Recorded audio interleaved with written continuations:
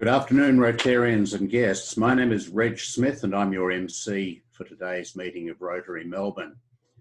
Once again, we're broadcasting from various locations, and if you have any difficulties during today's meeting, we'll be loading a video recording and podcast of today's meeting on the Rotary Melbourne website in the next day or so. A gentle reminder to consider making a donation to Rotary Melbourne's Fighting Fund, which relies on your donations to assist those among us experiencing financial difficulties as a result of the COVID-19 crisis. You can find the link to make your contribution through Try Booking Rotary Club of Melbourne Weekly Lunch Meeting, May and June 2020. It's a long one, but you'll find it if you type those in. Please note, most microphones have been muted for the duration of the presentations today. Questions and comments can be posed via the chat function throughout the presentation. Thanks today will be given by Philip Cornish, followed by the Loyal Toast presented by President Kevin Sheehan. Please ensure your glass or some other appropriate vessel is charged for the Loyal Toast. Over to you, Philip. Okay, thanks Reg, and thanks everyone. Hello. So many of us in our confinement would have seen the fundraising efforts of the 100-year-old now Sir Tom Moore, a World War II veteran, who despite being stuck in one place found a way to lead by example. I was privileged as a young man to have some of my first jobs being a social worker in a repat hospital in Perth and then later Melbourne. And after seeing Sir Tom Moore, I guess I began to think about some of the vets I worked with. In one ward, almost all the patients at the time were World War I veterans. This was in the mid-80s, a number of whom were in that famous charge at Beersheba. But I particularly recall some veterans, particularly one veteran, who had become blind as a result of poisonous gas on the Western Front. At that stage, well over 60 years before. Nearly a couple of decades later, in a different place, I assisted a senior medical specialist with one of his private patients who had a type of cancer which is typically a result of an exposure to radiation. From memory, that veteran had been a POW in a nearby camp when Nagasaki was bombed. I can't recall a word of complaint from either man, but to me, I guess it's a reminder that none of their continuing witness and service and suffering finished when the conflict finished, and that Australians have been touched by weapons of mass destruction and the misuse of science. So I am grateful for those veterans and for Rotary's goals in encouraging peacemaking around the world in our local community. Thanks, Reg.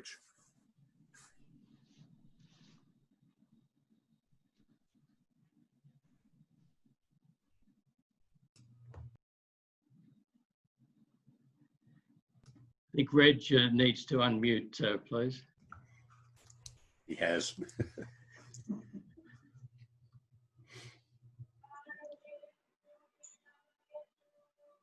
Well, I'll jump straight in and propose a toast to Australia and Rotary International. Please join me, Australia and Rotary International. Members, visitors and guests, it's my great pleasure to welcome you to our 44th meeting of the Rotary year and our 12th hub meeting, which has been conducted in what has become the new normal, an online format. Our guest speaker today is our own Honorary Member, Dr. Alan Finkel AO, Australia's Chief Scientist, speaking on working in isolation. What's been occupying the Australian Chief Scientist in 2020? We're also honoured to have online today our Honorary Member, Dr. Tilman Ruff AO, who, as Chair of the Day, will be more formally introduced by our guest speaker later in the program. In the meantime, would you welcome both Alan and Tilman, our esteemed honorary members, to today's meeting. Also here today, we have one of our project partners, Anne Connors, the Program Manager at Western Chances. We'll be hearing from Anne later in the program, but please welcome Anne as I welcome all our members, visitors and guests to today's meeting. A special award is a privilege for any president to make, and today I am delighted to recognise as a Paul Harris Fellow, an esteemed member of our club. The recognition was established in 1957 in honour of Paul Harris, who founded Rotary in 1905. It is the tradition of this club and many others throughout the world to honour by naming members as and non-members as Paul Harris Fellows, those people who have helped build a better world by their outstanding contributions to the club and or the community. People who practice the Rotary motto, service above self. So it is a notable award indeed. I now ask our MC to spotlight Reg Smith for naming as a Paul Harris Fellow of our club, and I'll deliver the citation. Reginald Reg Smith, OAM, was inducted into Rotary Melbourne on the 21st of May 2008. His sponsor was Alistair Urquhart, who I'm delighted is online today, with the classification Consultancy Corporate Governance. Reg is a human resources and organisational development professional who over his careers with major corporation deployed his experience and analytical skills to provide strategic advice to clients requiring alignment between people and their business strategies. Last year, the Order of Australia Medal, OAM, was conferred on Reg for his service to youth through intercultural programs, recognising his tireless work as an Australian board member of the American Field Service Volunteers, AFS, in the area of bilateral educational exchanges. Since his induction, he's been a member and chair of a host of committees, including Audit and Risk, Vocational Service, Alumni Connector, Rotary Connects, Corporate Members, Horizons, International Disaster Relief, Member Support, International Programs, and for many years, Team Leader of the Vocational Service Award. Reg was Melbourne Group Captain for a number of years, and together with his wife Sue, have been stalwart second biters and onto conference co-chairs for the years 2017 and 18. Over the past 4 years, Reg has been instrumental in the annual wine raffle fundraiser, and last year was the driver of the very successful raffle to support our Australasian Centenary Pacific Island Immunisation Project, GCAF, otherwise Rotary Give Every Child a Future. Reg was the recipient of the 2018 Axel Award and the 2019 Fourth Bridge Award. And at board level, he's been the Director of Corporate Issues and Fundraising in 2012-13, Director of Corporate Issues 2013-14, Vice President of Humanitarian Services 2016-17, and for my benefit this year, Reg has served admirably as our Honorary Secretary, and on the 30th of June will become our President-elect. But in March of this year came COVID-19 pandemic, and Reg immediately rose to the challenge to spearhead continuous delivery of our weekly meetings via the virtual platforms. The outcome has anchored our member engagement and achieved much wider reach throughout the Rotary community and the public in general. Today is our 12th regular meeting, and there is no doubt that each week his host operational skills have become more and more sophisticated, which has been an extraordinary support to myself and Joe Mavros. Members have consistently been saying to me that if you want something done, something which is done quickly and something that's perhaps a little tricky to do, Reg is the man for the job. Now it's time to recognise the meritorious service that Reg has truly rendered to Rotary Melbourne in administration and our humanitarian project work delivery over the last 12 years. I acknowledge and wish to welcome his wife Sue, who's joined him at home today, and also his son Nick, who is online from Los Angeles, with his daughter Jess in London to view our recording at a more sensible hour. Reginald Reg Smith OAM, for sustained commitment to service above self, it gives me pleasure to name you on behalf of the board and members of Rotary Melbourne, our newest Paul Harris Fellow, and indeed a Paul Harris Sapphire Fellow, based on your major contributions to our Rotary Foundation. Your Paul Harris pin and citation will be delivered to you in due course, but members, please join me in congratulating Reg Smith. And now, Reg, the spotlight's been on you for all of that. You've done very well. Could I invite your response, please? Well, thank you very much, President Kevin, Rotary Melbourne members and guests. I'm greatly honoured and feel incredibly proud that this honour has come to me from Rotary Melbourne. Daily, I'm surrounded by people who dedicate themselves to service above self in this club, who I regard as inspirational titans. And to receive the award today in the company of two amazing Australians who will shortly address us makes it even more special. Rotary is an amazing organisation because it's incredibly good at motivating volunteers to get projects done. And in my experience, over the last 10 years, I've done things in Rotary, good things in Rotary, that I never dreamt I was capable of doing because of the support one gets from great members. Few organisations do this as well as Rotary does. This is no better illustrated by the humanitarian projects we're working on to celebrate the fast approaching centenary of Rotary in Australia and New Zealand.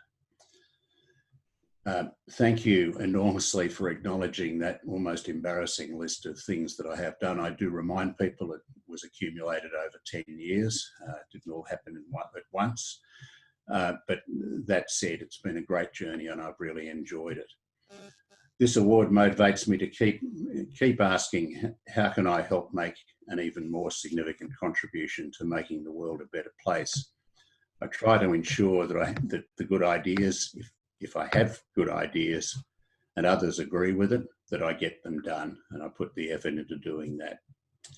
Finally, I just want to take this opportunity to thank my dear wife, Sue, who many of you know is a quiet support behind the scenes and makes a huge contribution to Rotary in that way.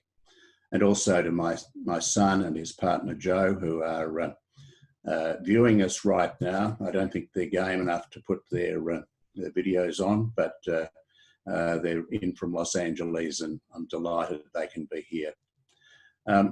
So I know that people came, Kevin, to hear our two distinguished honorary members address us today. I'll say thank you once again, and with great pleasure hand back to you so we can hear our guests. Over to you, Kevin. Thank you, Reg, and a superb response to a well-deserved award.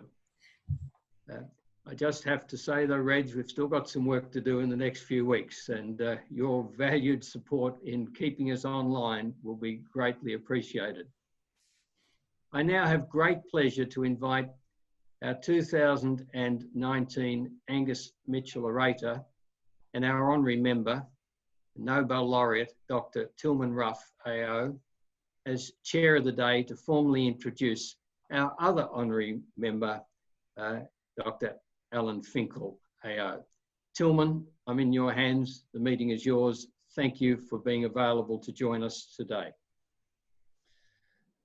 Thanks very much, President Kevin, and I'm very humbled to be in this company and delighted to have the role of introducing Alan, who I'm sure all of us have seen be a constant source of fact and wisdom over particularly recent months in these very challenging times. And I think today we'll be really privileged to have an insight into his role within government, particularly in his role as Australia's chief scientist for the last, since early 2016, to addressing the huge number of issues that have been thrust upon us this year. And really, as he has said on a couple of occasions, the rest of his very rich and diverse life and career could hardly be better preparation for the role of chief scientist, advising government about the crucial evidence base that needs to underpin key policy development. He says that he was born with a science gene, that every cell in his body loves to solve problems like every good engineer. PhD in electrical engineering from Monash, but then moved to neuroscience at the Australian National University in Canberra before branching out into manufacturing, sort of high-tech in Silicon Valley in the United States for the next 20 years, developing and producing equipment that really has substantially changed the way and pace with which pharmaceuticals can be developed. And other involvements in business have included in charging electric cars, and then a very ongoing interest in education, particularly in relation to scientific areas, both at school and early career researcher levels, before becoming Vice-Chancellor at Monash for 8 years and President of the Australian Academy of Engineering, and very major roles in science communication, including through founding Cosmos magazine.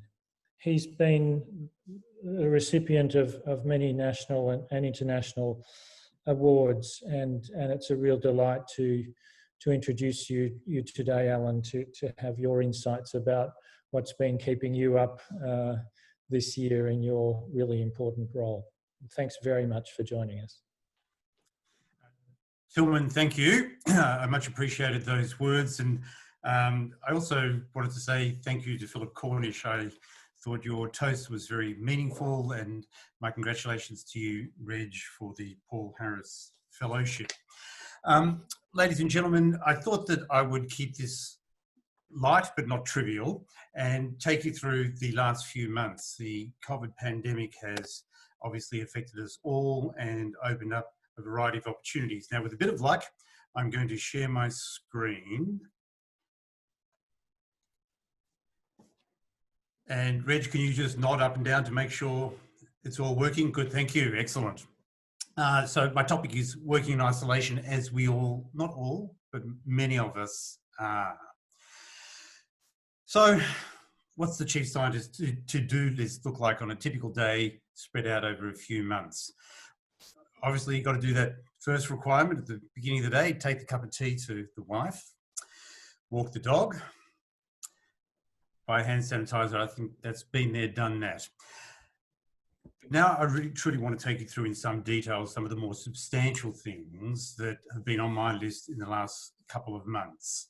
I'm going to talk to you about two of the projects that I've done on the COVID-19 pandemic itself, one to do with ventilators and one to do with a new information group called the Rapid Research Information Forum.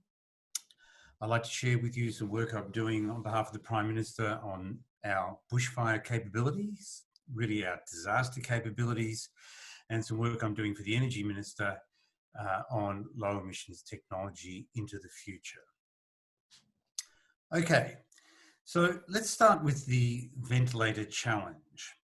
So ventilators come in two types, but the type that I'm concentrating on is the ones for the ICU, the intensive care unit.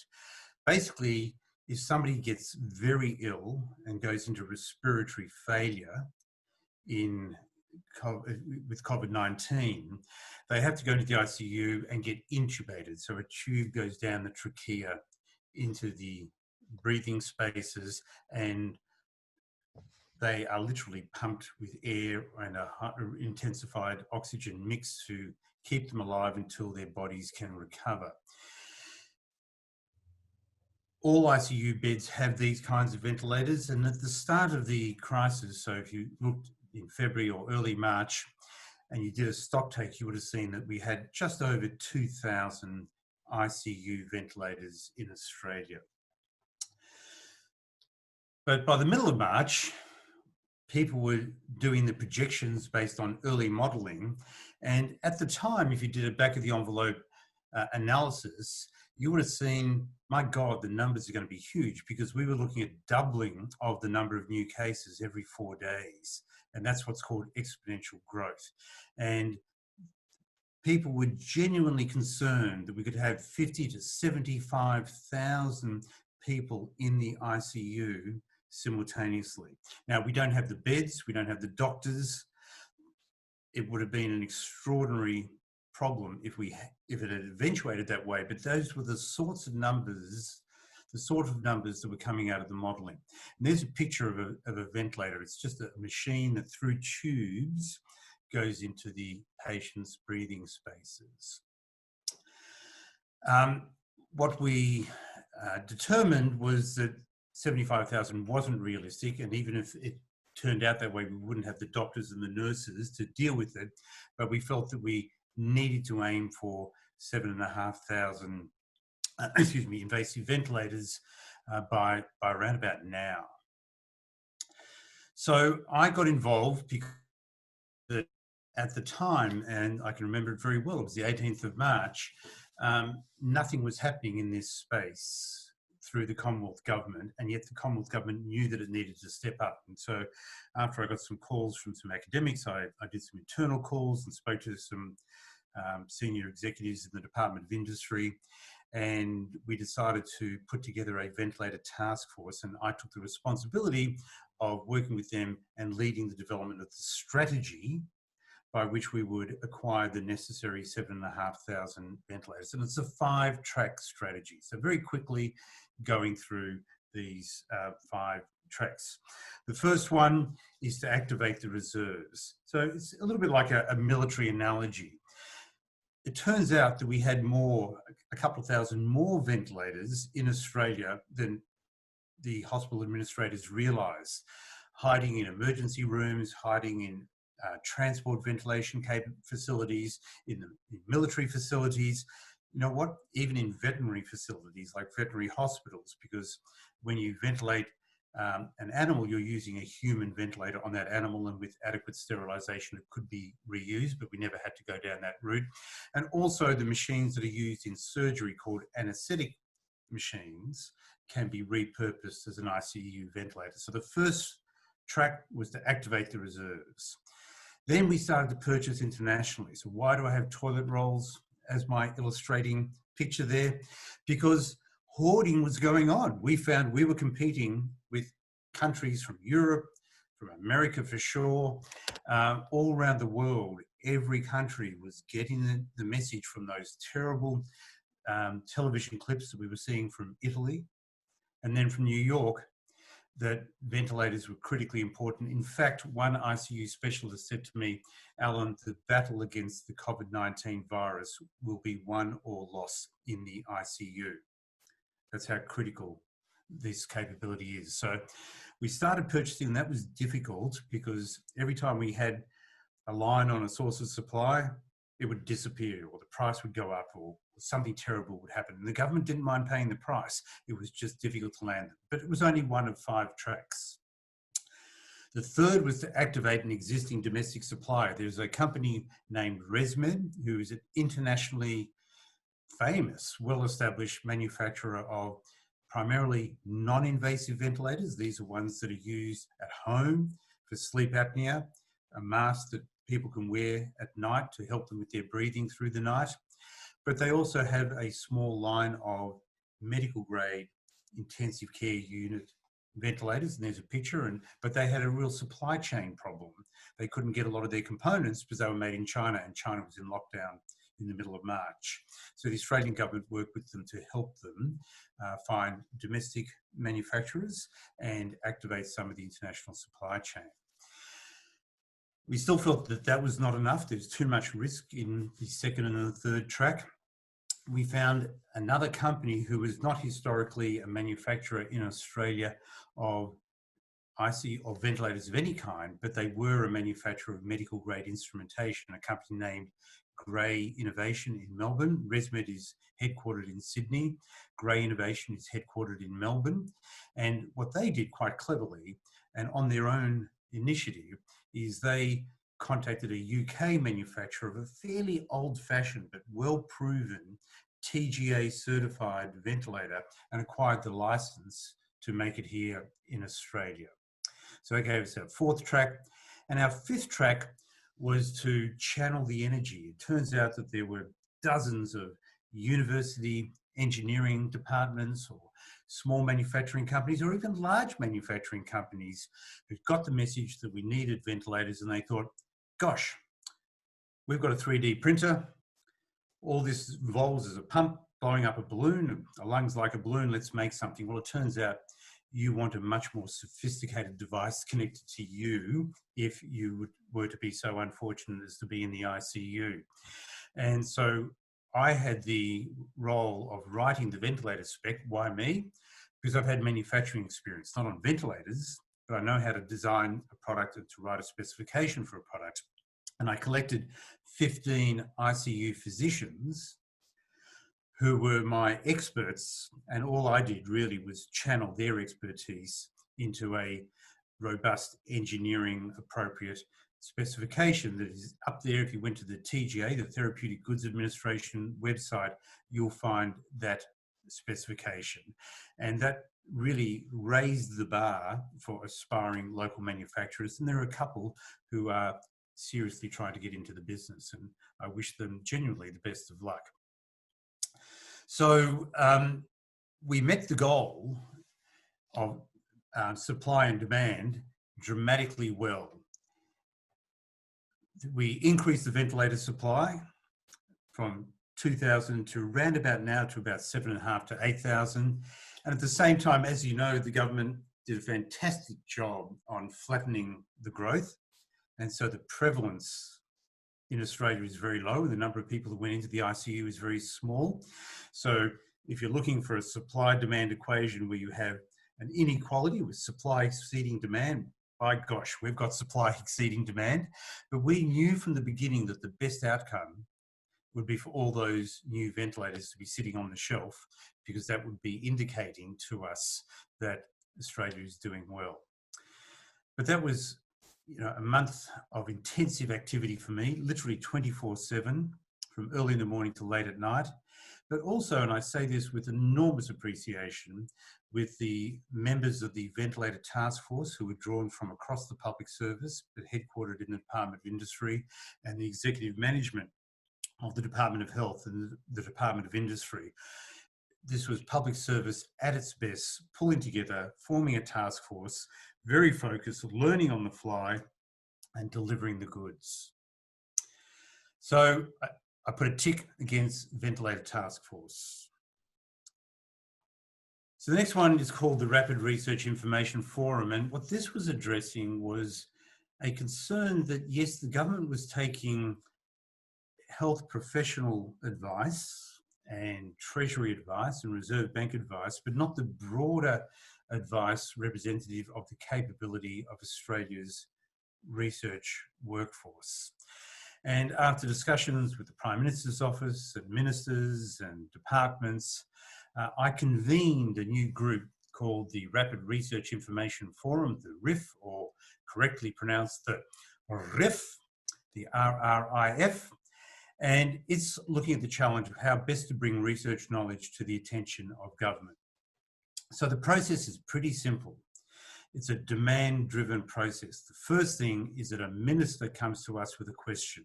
That's the demand. Believe me, as a manufacturer, I can tell you, you're most successful when you make products to meet demand rather than pop products onto the market and hoping that the demand will eventuate. That's called the field of dreams. It doesn't always work.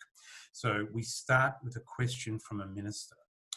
That question comes across to the academic experts, the fellows from the Academy of Science, the Academy of Humanities. It's not just science, it's the research. scientia, knowledge, the Academy of Science, the Academy of Humanities, the Academy of Social Sciences, the Academy of Engineering, and the Academy of Medicine, the state chief scientists, our New Zealand counterparts. It's a big group, fabulous expertise. And our commitment is within 10 days to provide a rapid response back to the Minister. And that rapid response is obviously fast, 1,500 words, so it's something digestible, written with an audience in mind where the audience is an intelligent, well-educated, non-expert. And we focus on providing one answer to one question. So it's very digestible. And it's been highly appreciated by the ministers who have asked questions of us. I thought that better than me just talking about it, I'll quickly take you through the questions. I haven't got time to take you through the actual comprehensive answers, but I can touch on elements of the answers to give you a sense of the spectrum of things that we've been able to do.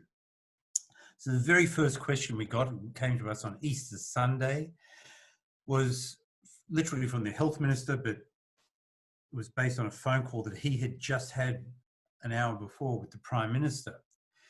And I remember it very well because I was taking a few hours off walking along the Yarra with my wife, and I got a call from the Health Minister. And they were worried about what's going to happen when winter arrives, because influenza is a very seasonal disease. Is COVID-19 likely to be as seasonally impacted? The brief answer is yes, there is likely to be a seasonal effect, but it's not huge, and it's well within the capacity of personal hygiene and public health measures to manage. So it's a consideration, but not a significant concern. The second one we looked at is reinfection. There had been a few reports in the press about people being sick, being clear, healthy, and then getting sick again. So the Minister wanted to know, is that a likely eventuality that people would recover but still not be able to go out safely into the workforce? And the answer is these were probably misreports of people who had been sick, had been cleared by a false positive, just an error in the test. And it turns out that the viral particles that you measure to determine if somebody is infected linger in some people for a long time, for many weeks, maybe a month or two. And so they were tested positive, then they got a false negative, I should have said, I'm sorry, they got a false negative, and it was thought that they were clear. And then they had another test because of ongoing symptoms or re-emergence of symptoms and tested positive again. But the reality is the incidence of reinfection is possibly zero, and the likelihood is very low. Another question that came up is, can you do epidemiological mapping of the spread of the virus without testing individuals, but by testing populations? How? Well, it became clear from the early results coming back from China and other high-impact countries that you get viral shedding into feces. So sewage contains viral particles that can be detected by the standard test. So in principle, if some people in a community of 30,000 are carrying the virus, and then you go to the wastewater treatment plant and run the test, you should in principle be able to see some evidence that that suburb or that district has people who are infected, whereas you might not have detected any of those people. So it's important for epidemiological mapping. Well, the tests are good, but it's difficult to have the sensitivity if only one person in 30,000 has the disease. But the tests are getting better and better, and we're almost on the point where that might be practical. It is practical in Paris because the prevalence rate is so high there that you might have 300 people or more in every 30,000, and therefore get a concentration that is measurable. So they're investing in that. We did a review of antibody tests. There are two types of tests. One is to measure the viral particles. That tells you that you are carrying the infection. The antibody test is only valid several weeks later, and that tells whether or not you have developed an immune response to the virus. Many people are asymptomatic and you don't know that they've ever carried the virus. So with this sort of antibody test, you can get a picture of what fraction of the population or given individuals have had and recovered from the disease without even knowing that they carried it. For the Education Minister, we did one on the likely differential outcomes of online learning versus in-class learning, because as you know, the whole of the country went to online learning. Well, we mapped out what is known about this from incidences around the world, from districts such as a special type of charter school in America where online learning for school-age kids is the norm. And it turns out it's probably not as good as in-class learning unless you're privileged to be in a home where you've got parents that assist the kids with their learning and the kids have fabulous access to computers and bandwidth. But in low-income families, it's a risk. But we know from what happened during the earthquake in Christchurch, where the whole of the Canterbury region in New Zealand locked down for a few months and students were taught online. We know that no matter what the short-term impact, they all caught up with their learning trajectory. And the answer is that if it's only a few months, online learning is actually not a problem and keeps the kids engaged and learning. We looked at the impact of the pandemic on the Australian research workforce. I won't go into that in detail, but it's a serious impact because of loss of revenue. We've done 2 reports on the promising vaccines and the promising therapeutics. The short answer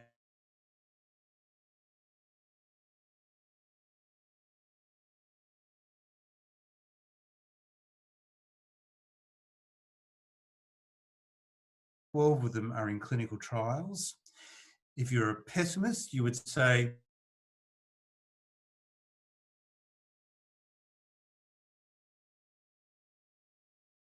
ever developed a vaccine for the earlier 5. So why would you be optimistic now?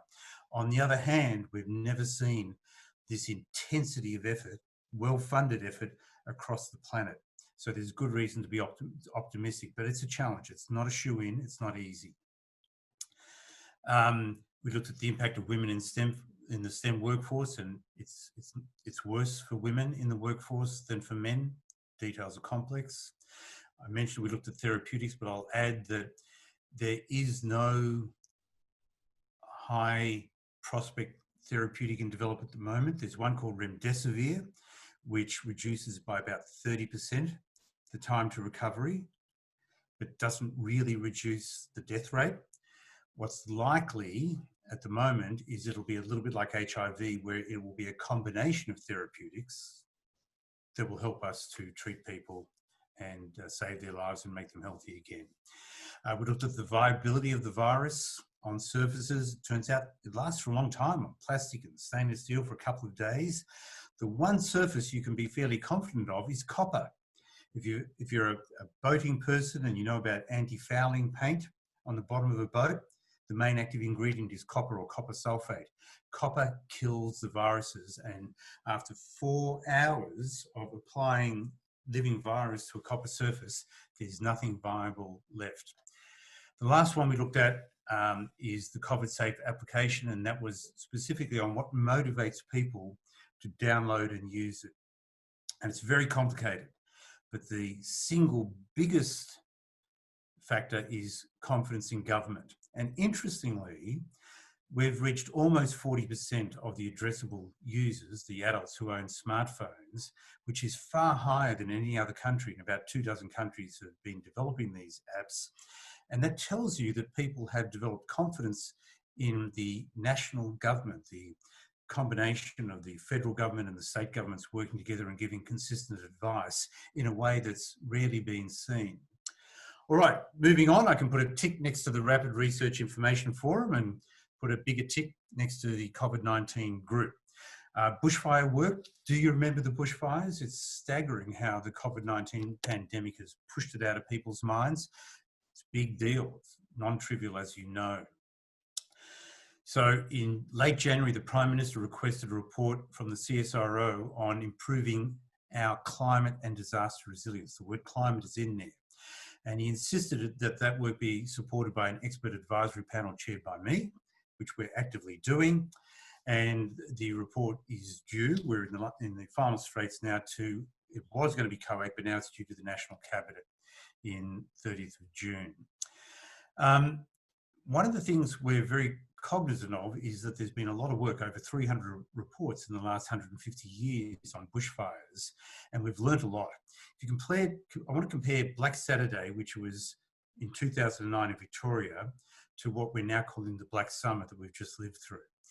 Black Saturday, the number of deaths was very, very large, very high, 173 tragedies, 173 fatalities, 500,000 hectares burnt.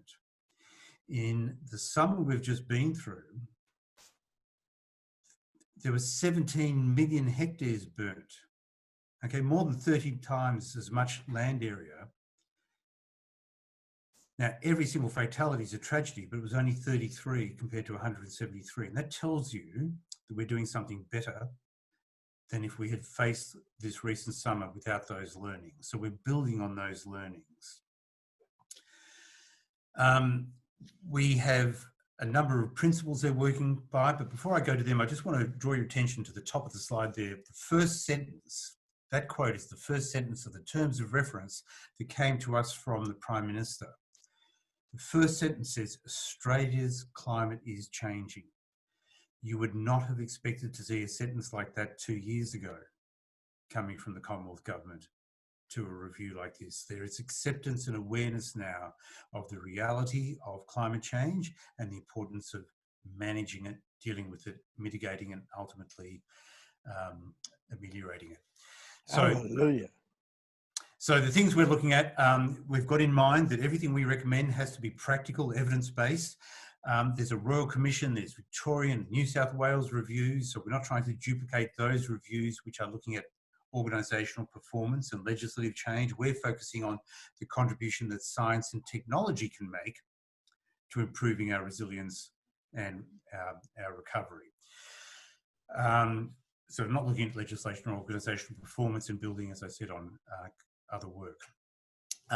Sneak peek, we don't have published recommendations, but we will certainly be talking about the importance of states in their climate, in their disaster planning, using a consistent set of climate scenarios.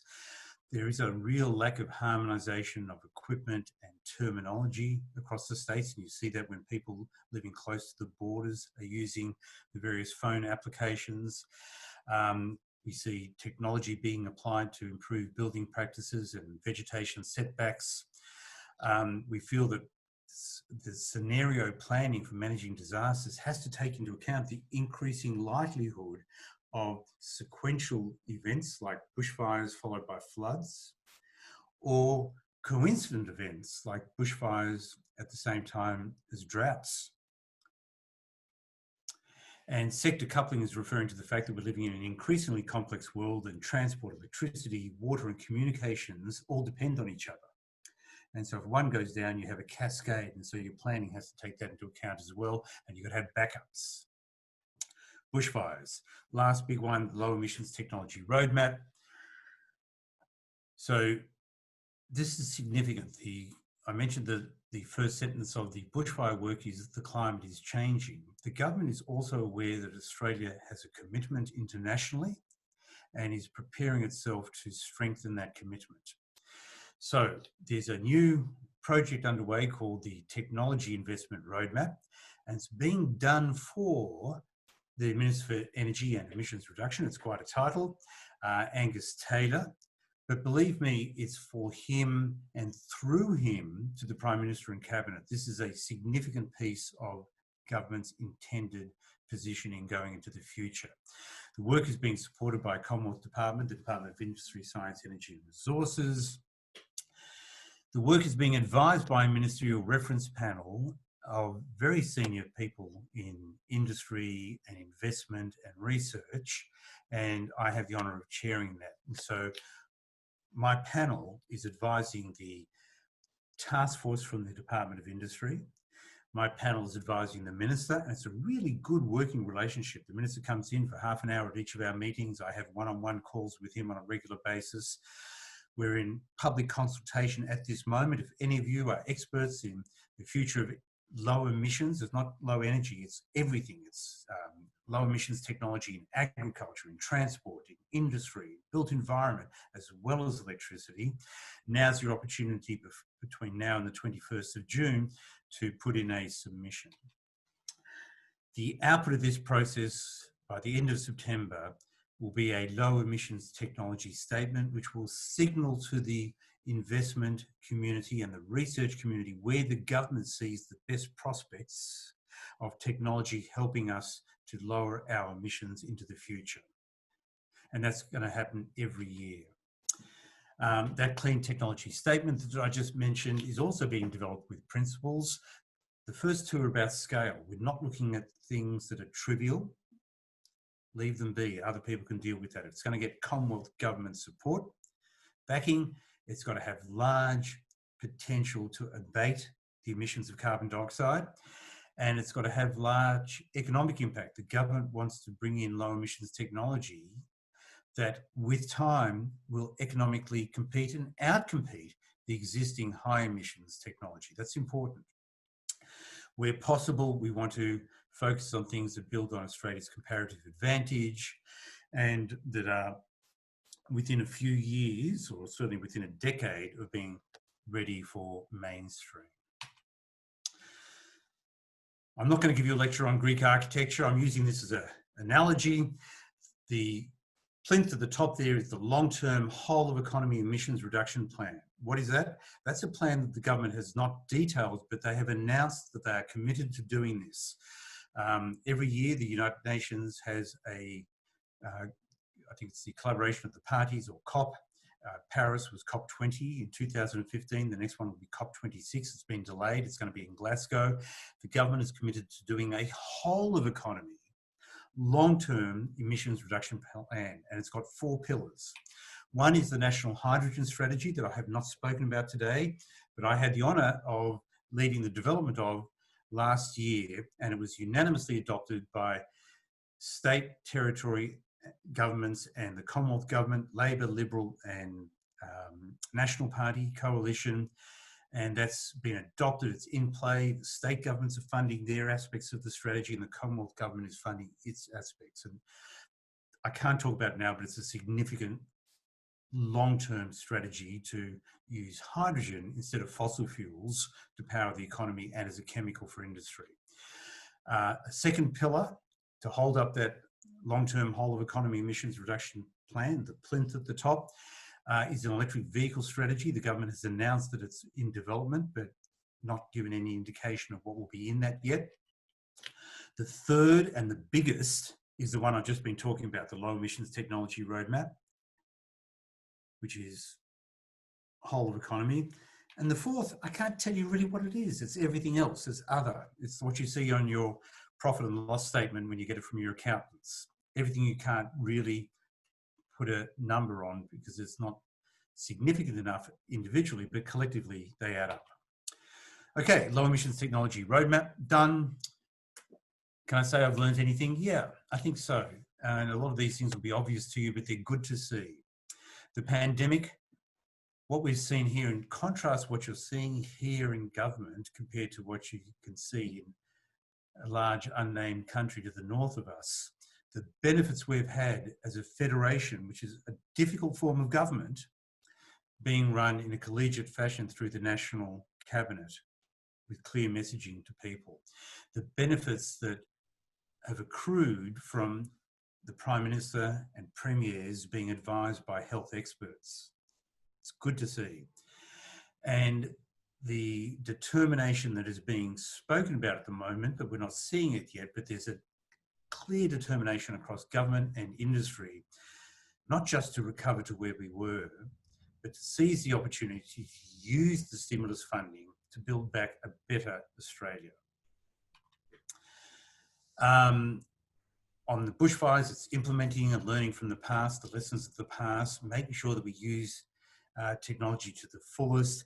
And the big one is changing the way we do our scenario planning, wargaming, if you like, to take into account the climate-driven likelihood of ever more intense but also coincident and sequential disasters. In terms of the technology, the learning there is that realistically, good intentions are not enough. You can't just agitate to lower emissions. You've got to apply technology to fix the problem. The problem, intriguingly, is a problem that was wrought by technology. So we are looking at using technology to fix the problems that technology wrought. But also that a well-conceived plan will lead to desired outcomes. What I'm getting at here is that you've not heard the government say zero emissions by 2050. What they are saying is their political mantra is, obviously political. It's saying, what's the good of a target without a plan? What the government's trying to do is implement a strategic plan. If we get the plan right, good things will happen. We will lower emissions whilst also having a strong economy. And if we get it incredibly well implemented, we could actually exceed 2050 as a target. Otherwise, we'll come in a little bit behind that. It doesn't matter. We're just going to do the best we can. 40 years ago was the first time that I had an opportunity to look at video conferencing, and for 39 and a half of those years, it's just been terrible.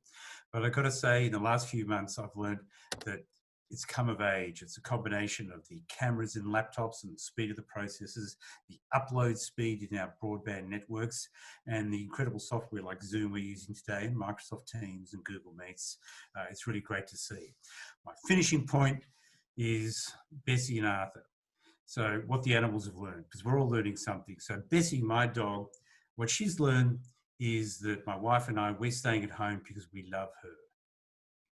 Arthur is my son's dog, and I'm sure that Arthur is really annoyed that Alex is staying home all the time, and Arthur has learned incorrectly that Alex got fired. It's all in the mind. Pretty much that's it. Thank you.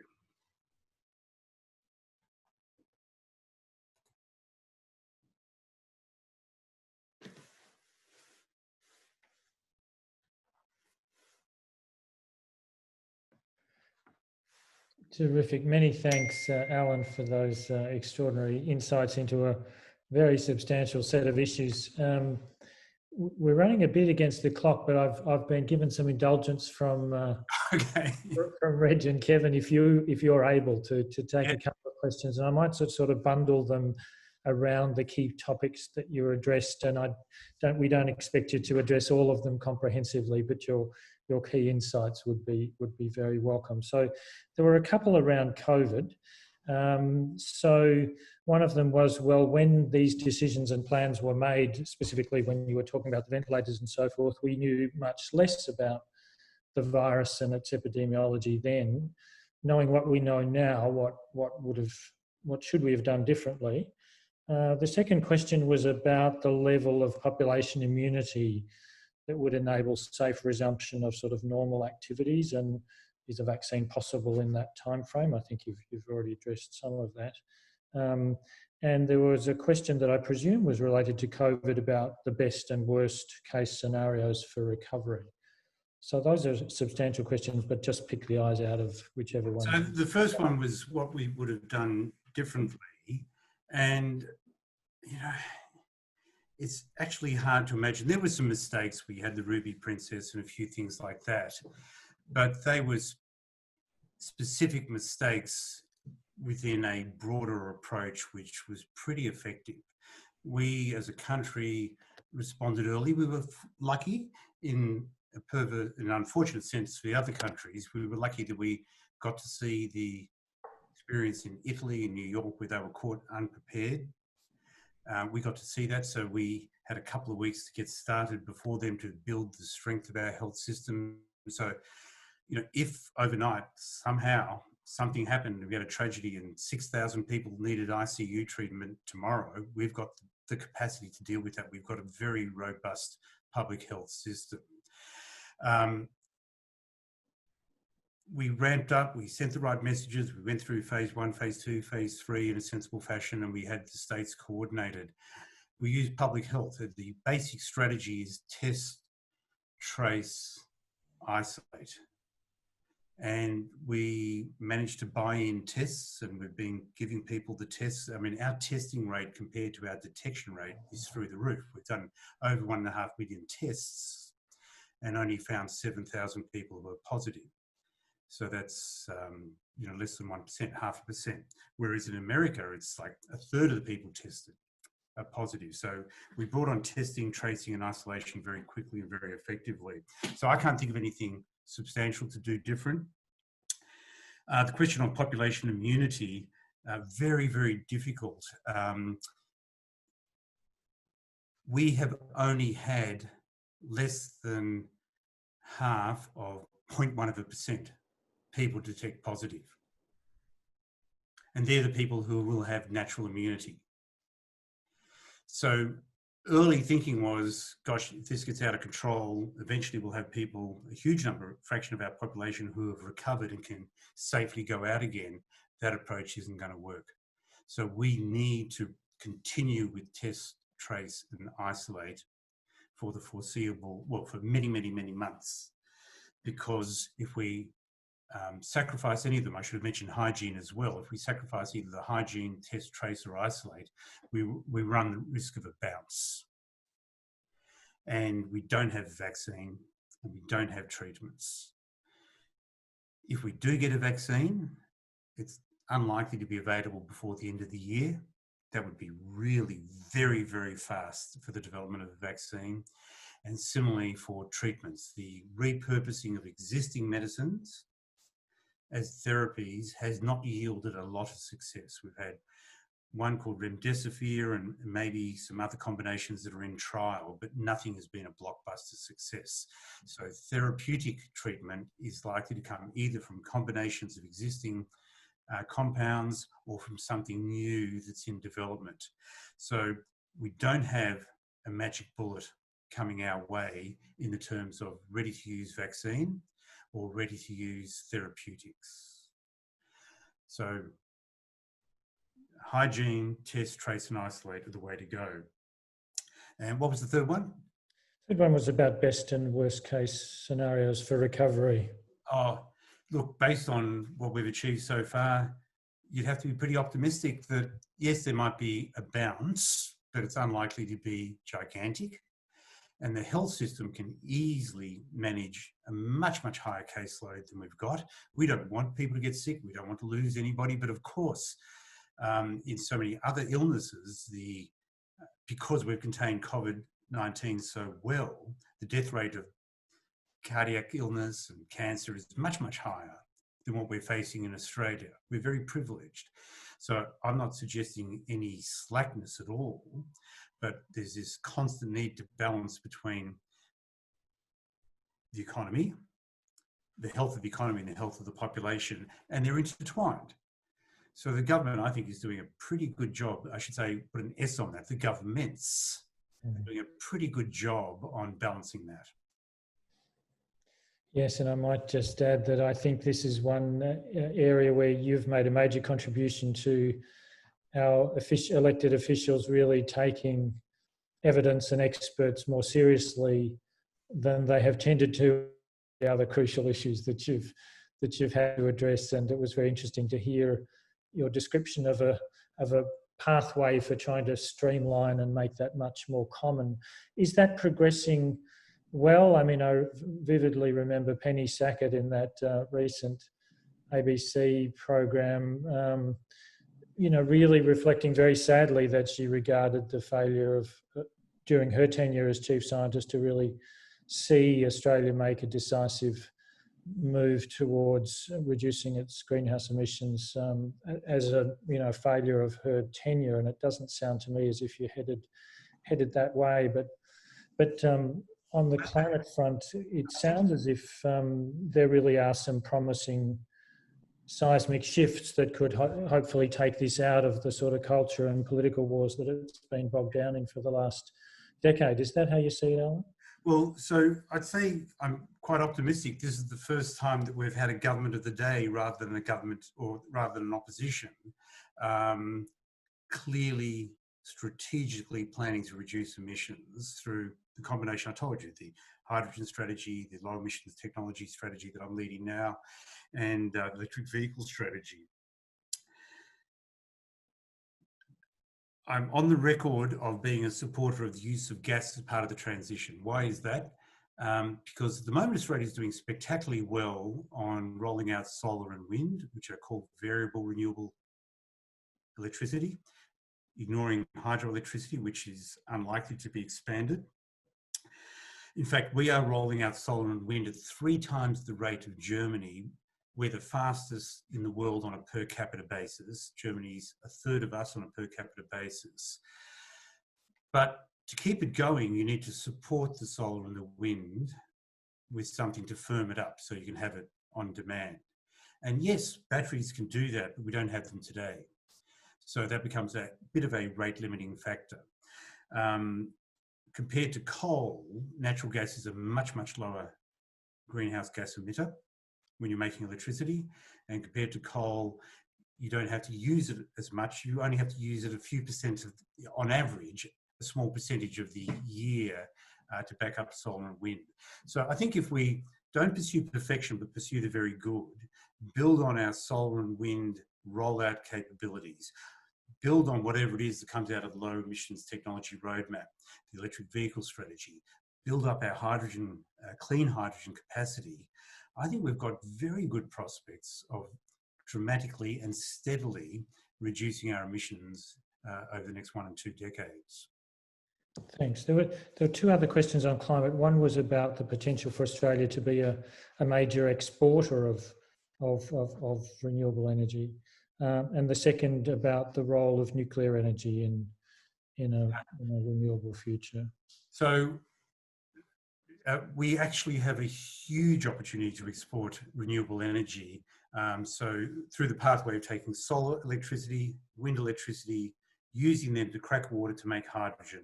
And if you're making hydrogen from solar and wind electricity, there's no carbon dioxide involved.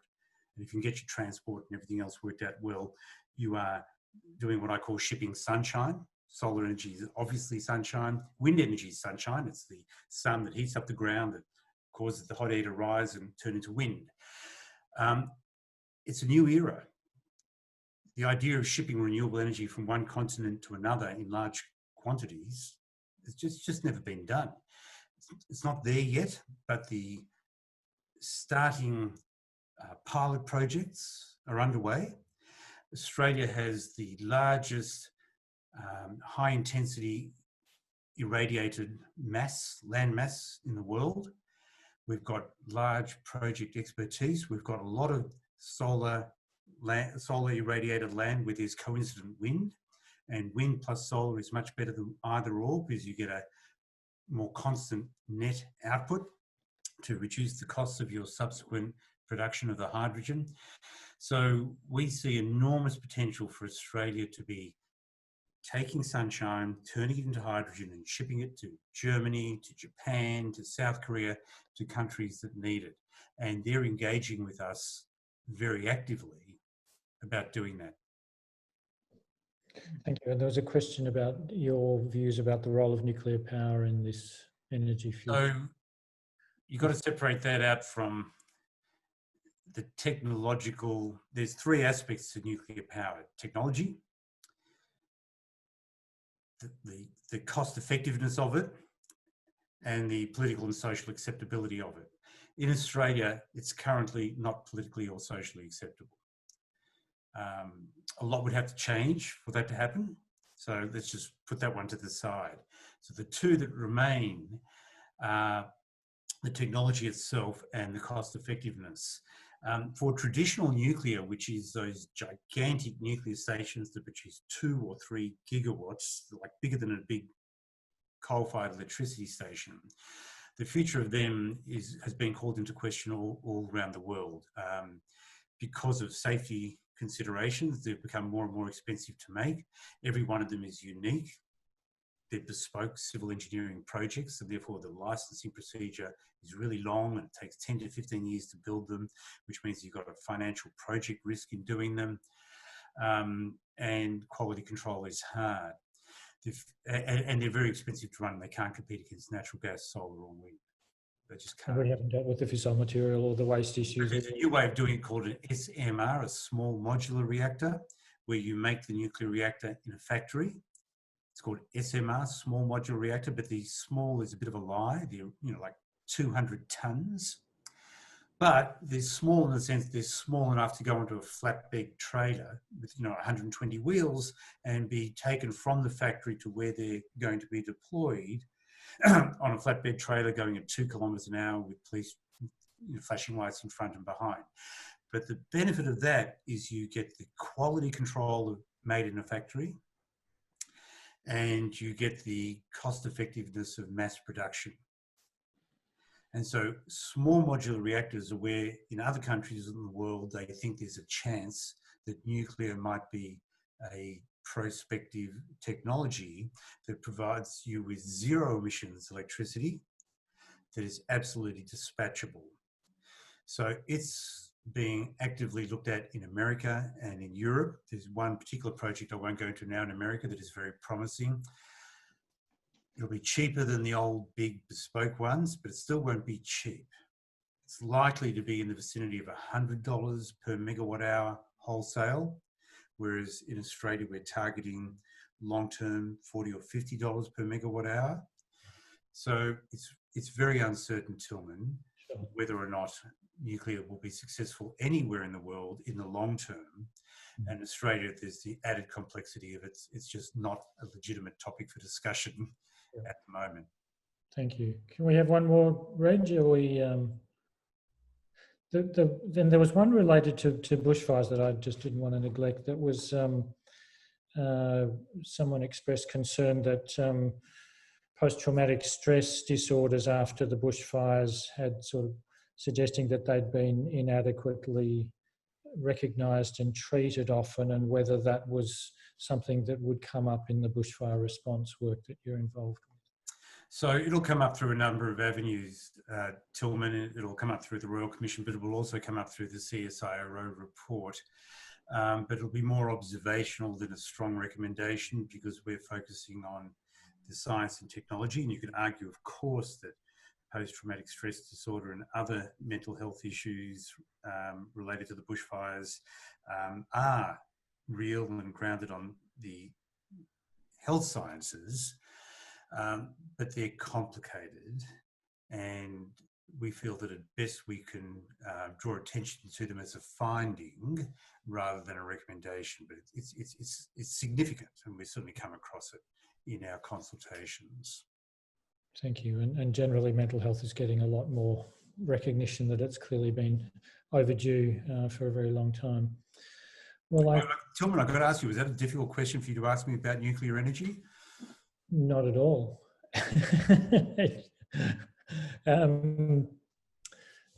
So look, it's been a real delight talking to you, Alan. The chat is going pretty crazy with positive comments about people obviously really appreciating the breadth of your work, your ability to inject evidence and good sense where the rubber hits the road on policy and government matters, and some very positive comments about the ability of evidence to influence policy processes, and confidence in your capacity to do that. So thank you very much for joining us and sharing those insights and your experience with us, and wish you very well in this incredibly important work that you're doing for us all.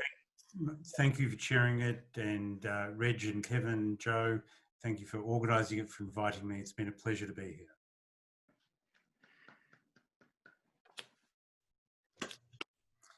All right, I'll sign off.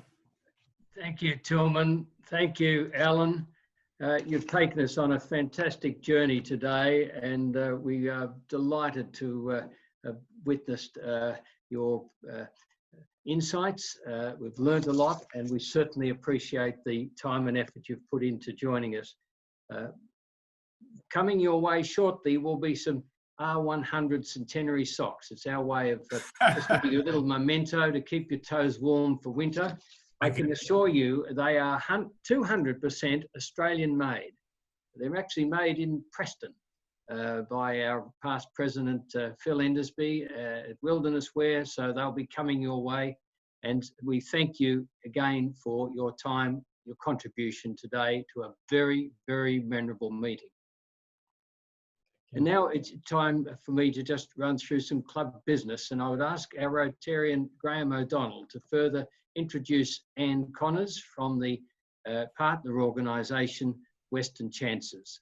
Graham. Thanks, Kevin. Reg, can you just throw up that quick PowerPoint that we had to share on the screen?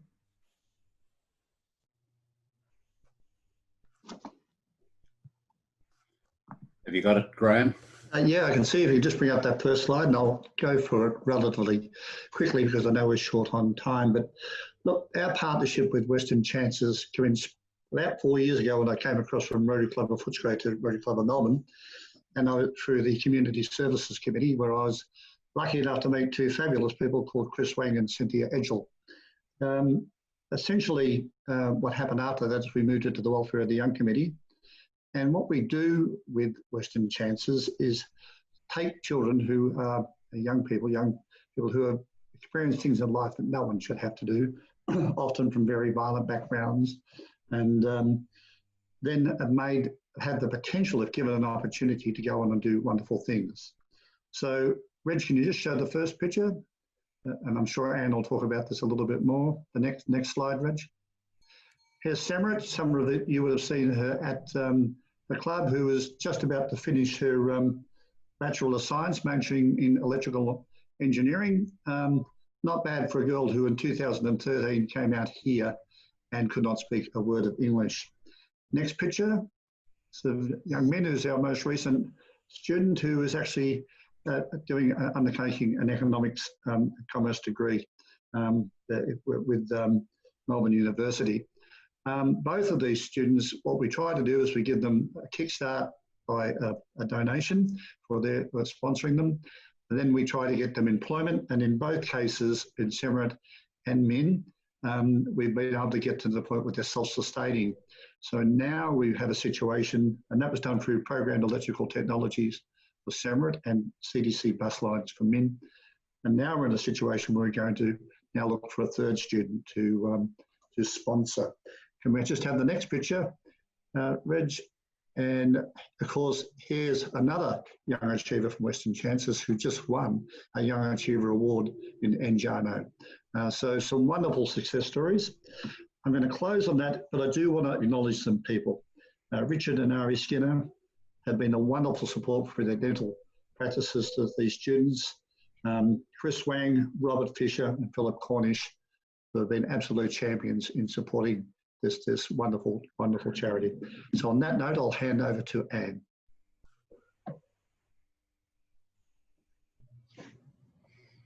Hi, thank you for inviting me to speak today. My name's Anne Connors and I'm the Program Manager at Western Chances.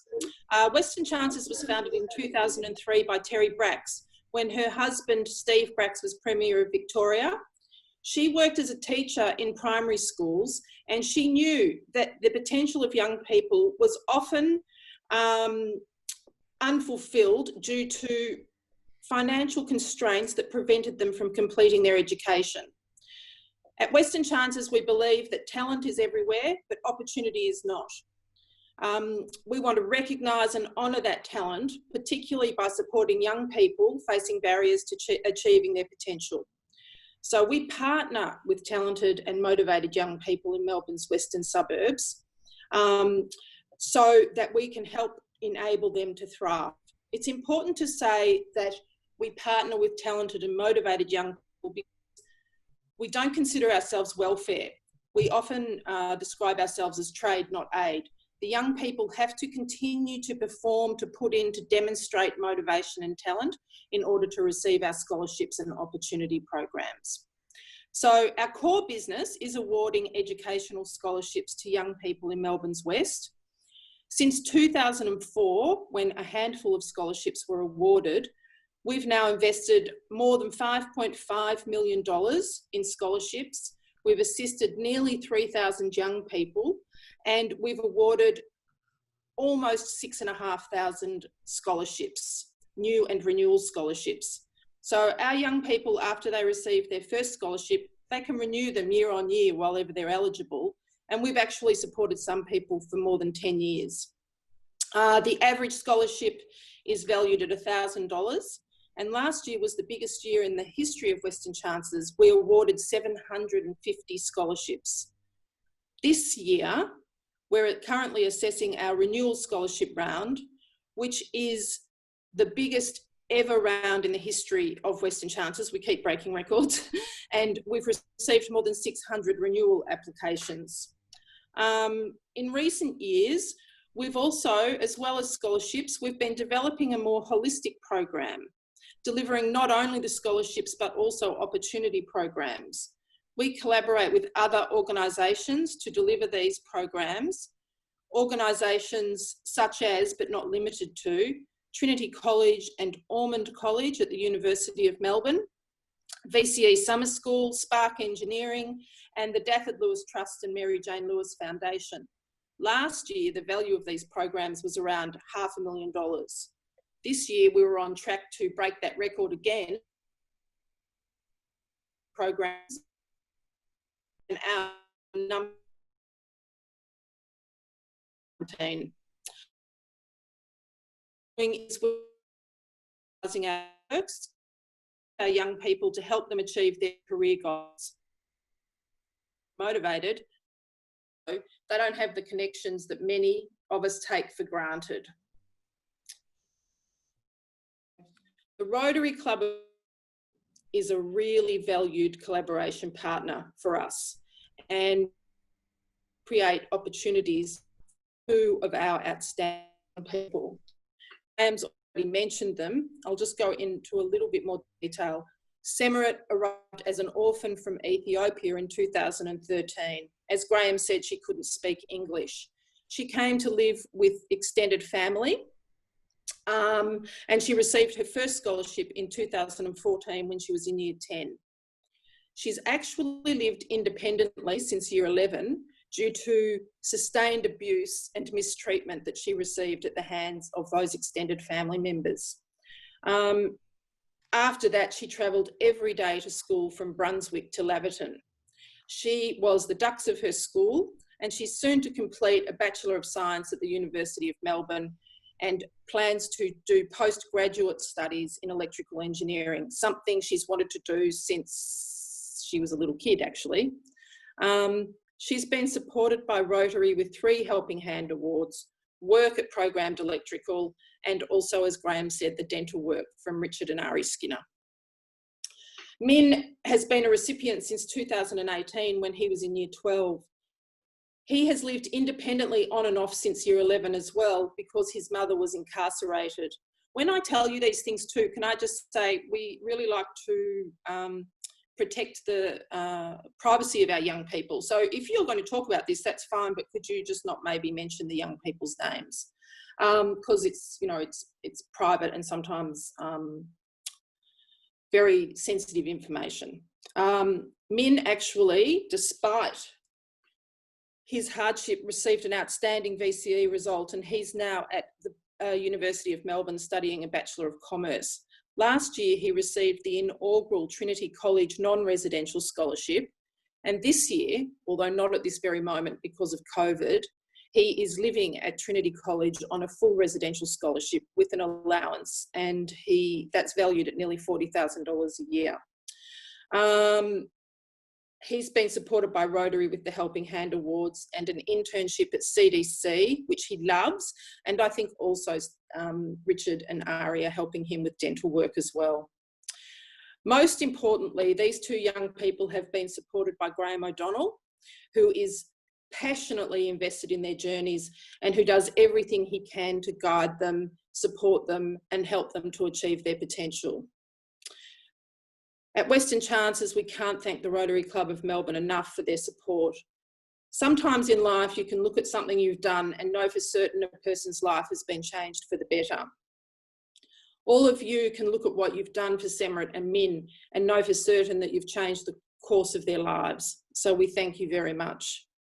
To conclude, I'd just like to read a little quote from a scholarship recipient, if my cursor works. She's a long-term recipient. So no amount of words can tell you how grateful I am. Thank you so much for all your support, nurturing me since I was a little seedling, unsure what to do in the future, to a third-year medical student, actually practicing and learning on the wards. I hope to make you guys proud, and I am so happy to be part of the Western Chances family. So thank you very much. They're the sort of young people that you're helping.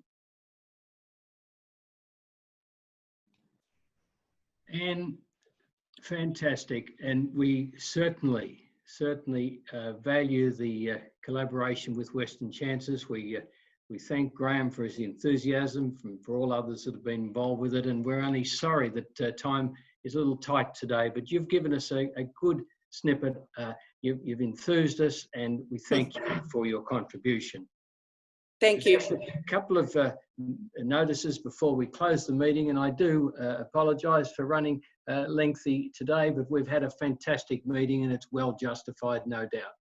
Thank you to Barbara Urondis of the Arts Committee, who led us on a wonderful architectural walk last Friday night, our first virtual walk through the streets of Collingwood, looking at all the famous hotels of Collingwood, which of course are less than what they were in the heyday of about 78 hotels, but we've picked out some good ones. And the first one, of course, was the Grace Darling, the home of the Collingwood Football Club.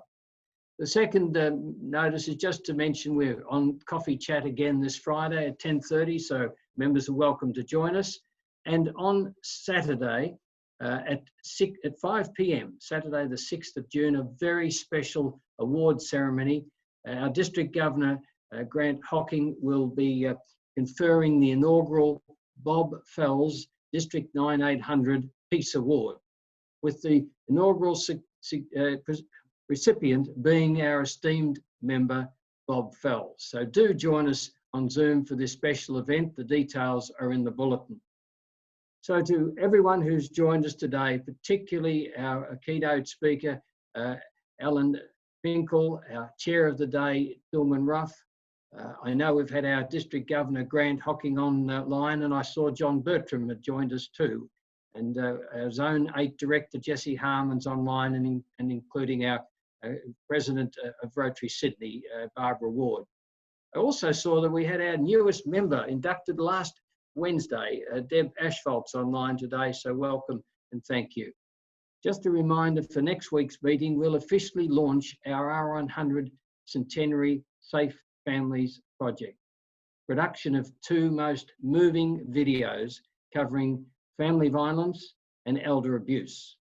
A project spearheaded by our Dorothy Gilmore and past President Mary Barry, with the guidance of renowned journalist and newsreader Mel Walden, who will be our guest speaker. And Mel will give us some insights as an eyewitness to 6 decades of news, a journey behind the headlines that shaped the news and the life of a newsman. So do join us next week for an exciting program, same time, same Zoom address. And in the meantime, stay safe, spread kindness, and now I close the meeting with the National Anthem.